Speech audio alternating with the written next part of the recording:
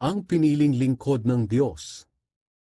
Nang malaman ni Jesus ang plano ng mga Pariseyo, umalis siya roon. Marami ang sumunod sa kanya at pinagaling niya ang lahat ng may sakit. Pero pinagbilinan niya silang huwag ipaalam sa iba kung sino siya.